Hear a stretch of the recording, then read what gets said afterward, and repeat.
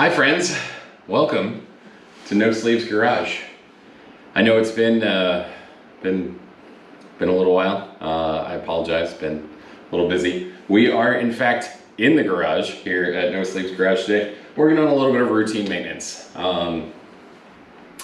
So this is Ashley's 2020 Honda Pilot. If you watched the Passport video, I talked a bit about the Pilot, and yeah, we're gonna do some brakes today. So I don't know how exciting it's gonna be, I gotta be honest, but I wanted to at least talk to some of my fellow neurodivergence out there, just about getting task focused and trying to make sure everything's ready. It is very difficult for me or folks like me, folks like us, to kind of get ready and do a project and everything along those lines. You know, what you didn't see is the 4 hours that I spent the other night reorganizing the garage so that I can fit Blanche in here before the first snow starts, which is projected tomorrow,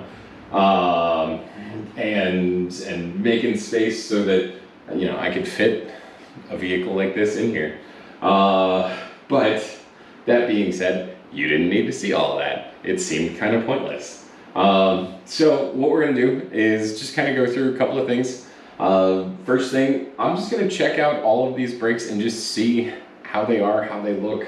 Ashley was saying that they were squealing, so on my drive over, I didn't hear it, but it's also super wet out. I heard it backing out of the driveway, which is common with rears in particular. They'll drag. So that being said, step one, always when you're going to be lifting the vehicle,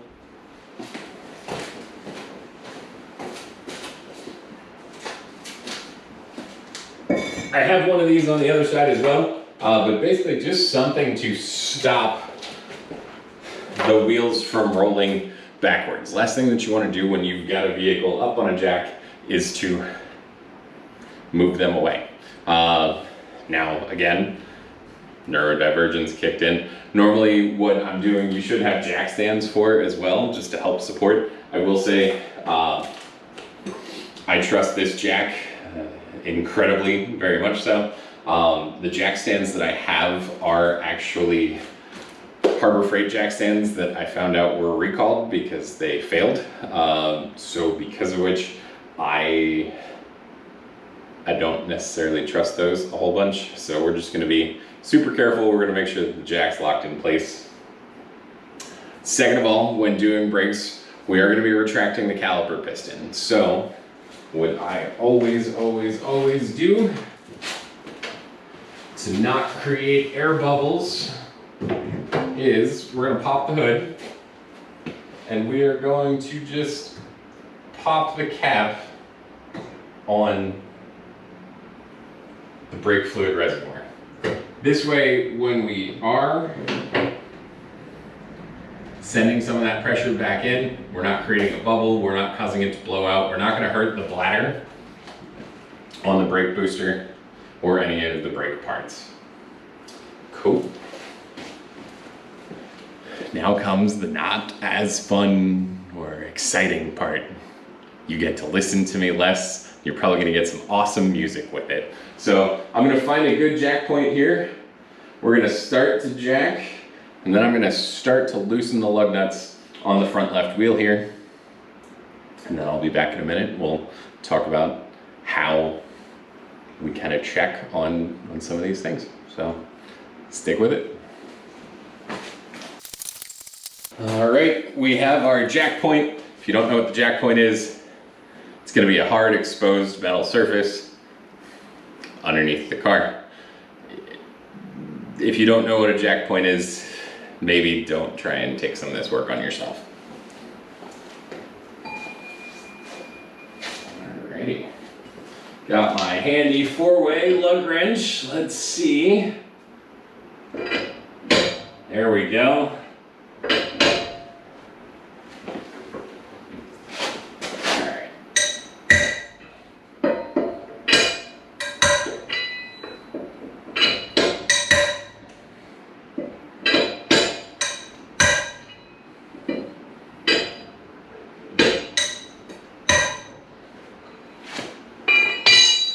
want to loosen them ever so slightly. That way, when you do get the wheel up in the air, you're not fighting the car nearly as much. Working on cars can be a messy job, but it doesn't have to be. So, you know, glove up. Do what you can, protect your hands, keep metal shavings out, etc. The gloves are going to come off when we're checking the brake rotors just to make sure. That's something that you've really got to do by feel. So let's go.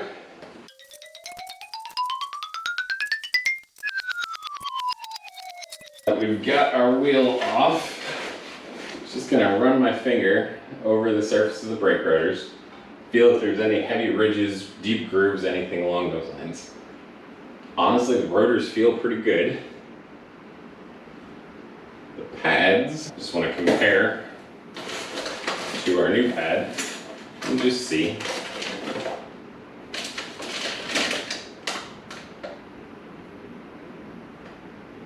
Yeah, it's about time. So, could they make it through the winter? Most likely. But hey, I'd rather my friends be safe. So, yeah. Now, we gonna find the right socket to pull these caliper brackets off and go from there.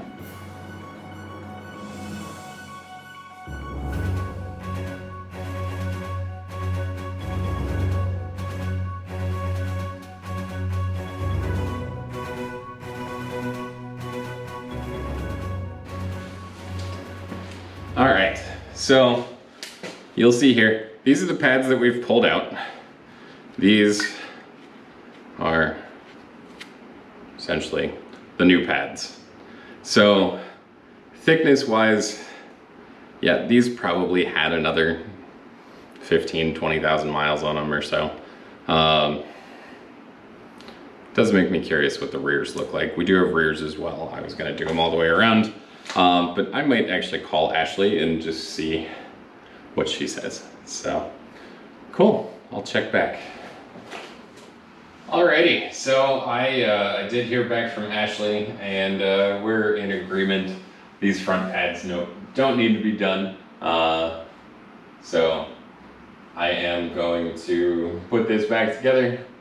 Gonna take a look at the rears and then, you know, before I totally call it, I'm gonna turn it around and I'm just gonna pull off the passenger front wheel and just make sure that we don't have an issue that we're not seeing. But I'm just gonna hit it with some brake parts cleaner, wipe it down really quick, just make sure everything's clean, so fresh and so clean, and then we'll get attacking the rears.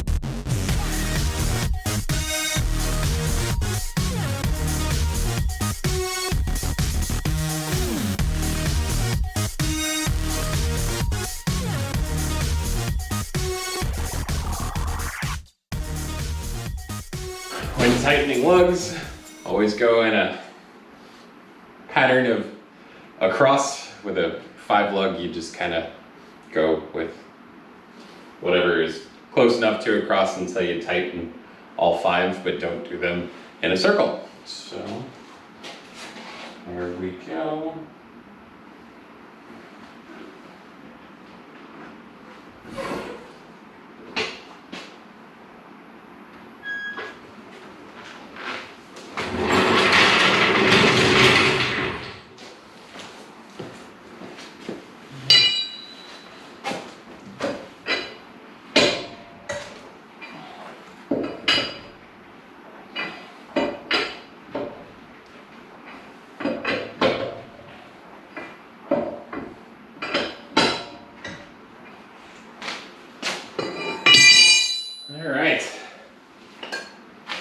Now we're going to move on to the back.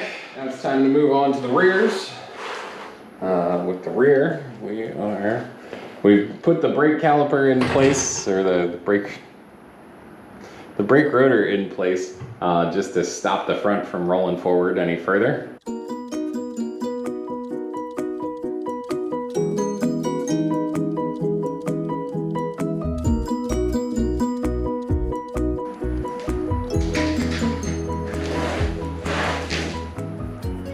Oh yeah, yeah. These are definitely where the sound was coming from. Yeah, there's not a lot of pad left, but amazingly, other than a little groove where the squealer, where the piece that goes on the brake pads to let you know that the brake pads are going low, was hitting the rotor. The rotor's in great shape, so we're gonna leave it. So the front was a 17 mil, the rear is not. It's going to be substantially smaller, so we're going to test things out. I'm thinking it's probably a 12, but we shall see. It's a 12. It's like I've done this a time or two.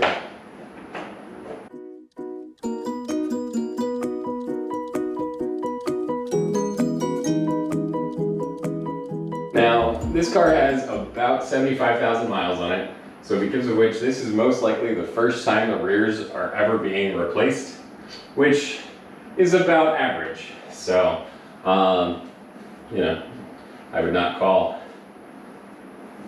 Ashley an aggressive driver or anything along those lines, which would necessitate needing to replace earlier. Just the fronts tend to wear at a rate closer to 2 to 1. So, just things to bear in mind. All right, we are, oh yeah, all right. I'll pull this up to the camera in just a second, but yeah, these were not to the point of grinding through, but they were definitely to the point of it was time. So, which hey, that's okay. That's what brakes do. Just running my finger on the inside of the brake rotor here just to make sure. The inside feels perfectly smooth. Like I said, we've got a little groove in one spot on the outside here. Nothing that I am concerned about. Especially not for rear brakes. She's not towing. We're not doing any real hardcore labor here. So.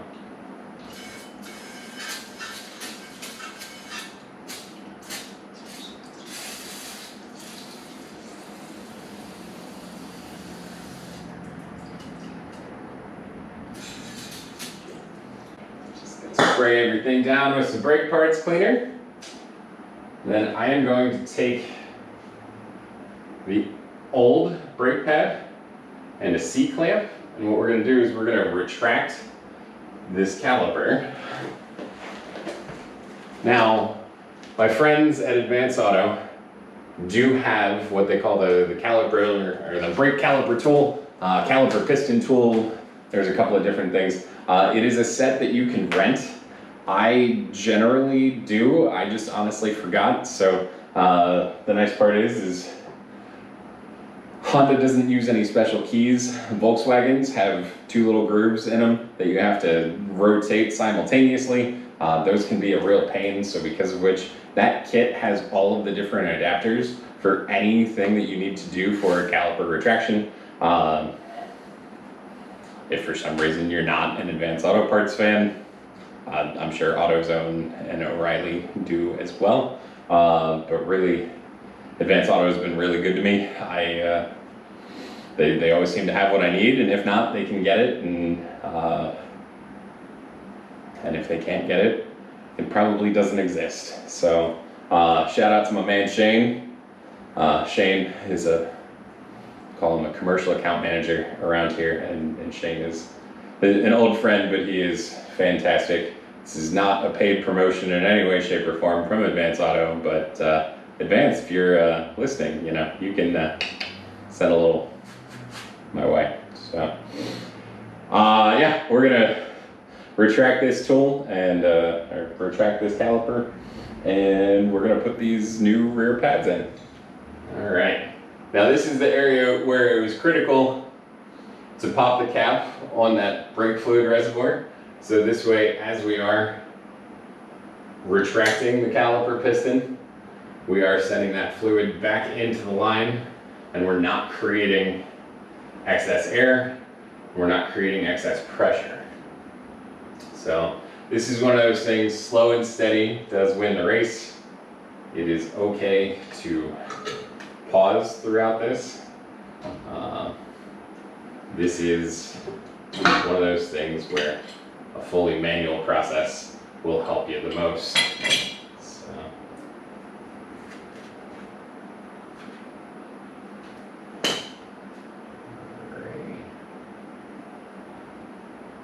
Everything's looking good. Our caliper piston looks okay. All right. So this is the pad that I just pulled off. This is the stock pad, or a brand new equivalent. So as you can see, we're definitely pretty well worn there. These are certainly the original pads. So with that, I'm not surprised. I did do the CarQuest Golds from Advance Auto. With the Golds, they do have the rubberized friction plate. You tend to get less squealing with that. These also did come with new hardware, so I've got new pressure springs. I've also got new clips. Not 100% sure as to what technical term I want to use here, so we're going to call them clips to help hold these in place. But definitely a massive, massive improvement over what came out of here. These were certainly due, and these explain the noise.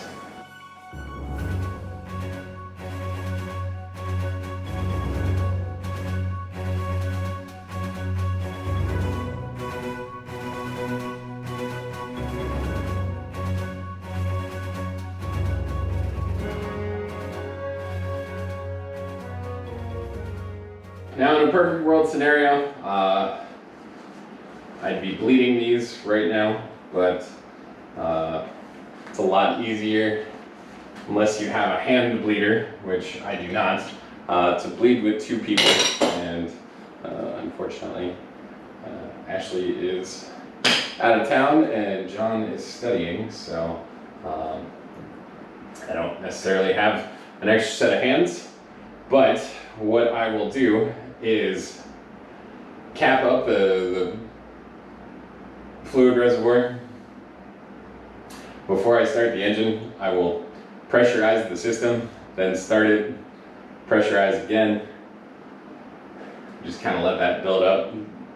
The pedal might be a little bit softer than it was before, but ultimately it's not terrible. If you find that you do this and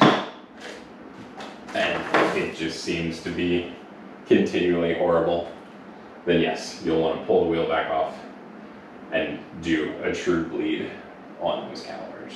So, that being said, gonna put the wheel back on, and then probably just gonna take this baby on down and turn it around, because it's a lot easier to work on this open side of the garage than on the very tightly packed side over there. So, yeah, I appreciate your time and attention and everything along those lines.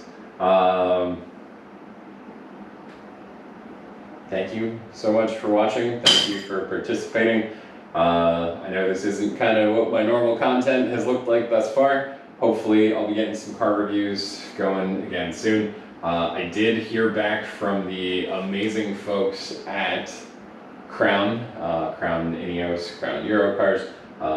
Right now they have submitted a request to corporate, which their corporate offices are in Florida. So they have submitted a request to see whether or not we can do a published test drive. The biggest thing comes down to is all of this can technically be considered marketing, so that does need to run through their marketing department and everything along those lines. So there's some legal stuff in there, but we'll see. Shout out to Austin at Crown Ineos. If you are in the market for one, Austin is definitely the guy to go see. Again, not paid advertisement or anything along those lines, but Austin's been great. So